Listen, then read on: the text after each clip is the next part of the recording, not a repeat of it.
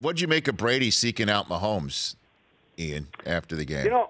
I think that Brady certainly respects the game, and he sees a great young talent and respects that. And he knows where this kid is heading, and he knows he's going to have many more opportunities. And I think just walking out of that stadium, it was a big game for Andy Reid to lose, just based on his history with Belichick and just the fact that Andy hasn't won a ring yet, and he deserves one. He really does. He's been a great coach for a long time.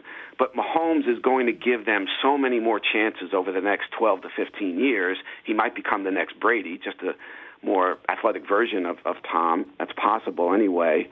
So I think that Brady respects historical figures and also the great young players who are going to take his place ultimately whenever he steps aside. I do think Brady does have another 3, 4, 5 years in him. I had a phone conversation with him in the spring of 2017 where we were talking about age 46 and 47, never mind 45. No kidding. Yeah. He did tell a friend before the Super Bowl last year that, you know what, if we win this, that's 3 out of 4 twice. I would have won 3 out of 4 Super Bowls early in my career and now, and that wouldn't be a bad way to walk away. But he didn't. Of course, he didn't win the game. He broke a record, but didn't win the game, and then he didn't walk away. Right. Although in the offseason, my sources told me he thought about it. No kidding. So what do you think this time, win or lose? Ian, do you think it matters? I think he's back. No, I think he'll come back. I do. I think if he wins, and I do think the greats think about this, even though basketball and football, apples and oranges, but Michael Jordan has 6. If Tom Brady wins, he has 6. If he gets the 7, boy, a lot of great athletes, whether it was Jeter or Kobe Bryant or Magic Johnson, they stopped at 5. If Brady's got a realistic shot at 7, why would he stop at 6? He's still playing at a high level. I think there's a chance he steps away, but I think he's got a lot more football to play. I agree with you. I agree with you, too, Ian. I agree with you. And it's interesting, too, you want to talk about Brady, that if he wins this one, he will have gotten Warner and Goff, okay? He would have gotten the Rams as St. Louis. He would have gotten the Rams as Los Angeles. He would have gotten Warner. Right. He would have gotten Warner. He would have gotten Goff. He would have gotten Donovan McNabb. And you could go down all the list. And obviously, we all know Peyton Manning did get past him a couple of times to get to the Super Bowl. But I think we can all safely say that Brady's gotten Peyton Manning.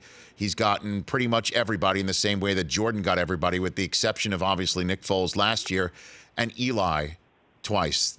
What do you know? Right. What can you say, knowing New York sports as well as you do, Eli Manning's future with the Giants as we're sitting here on the outset of Super Bowl 53, Ian? Well, I always thought one of 2 players would be starting under center on opening day next season for the Giants. That's either Eli Manning or Nick Foles. And so if they can get Foles, I do think that they might release Eli in March. Now, I don't think they really want to do that deep down. I think they would much rather Eli retire a Giant than actually release him, and I think those conversations would be had. But if they can't get Nick Foles, I think Eli's back. Now, I did write a column during the season, as much as I hated to say it, that I thought they should transition away from him now, just given how he's carried himself with great dignity and grace in the marketplace.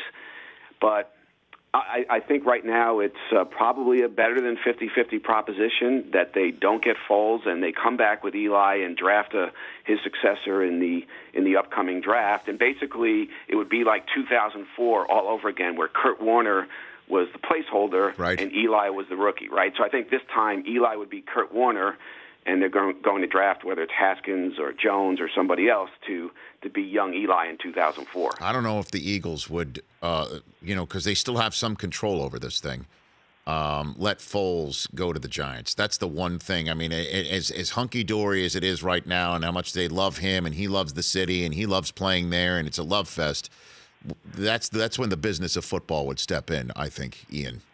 You're probably right. I think they would much rather him go to Jacksonville. Yeah. or maybe they keep him and just figure it out somehow, some way. Now, last year, Belichick had a decision to make. He could have franchised Garoppolo. He could have kept both of them, but he decided not to do it. And ultimately, I think they made the right choice in keeping Brady, even though Garoppolo is much younger. Here, it's a really fascinating scenario. Obviously, they're going to go with Carson Wentz. Right. But it's hard to walk away from Nick Foles, the way he plays in big games. He really does remind me of just a younger Eli, where he's not going to be a long-term great quarterback, but he plays like a great quarterback in the biggest moments. very difficult player to walk away from. The Rich Eisen Show, weekdays at noon Eastern on Audience.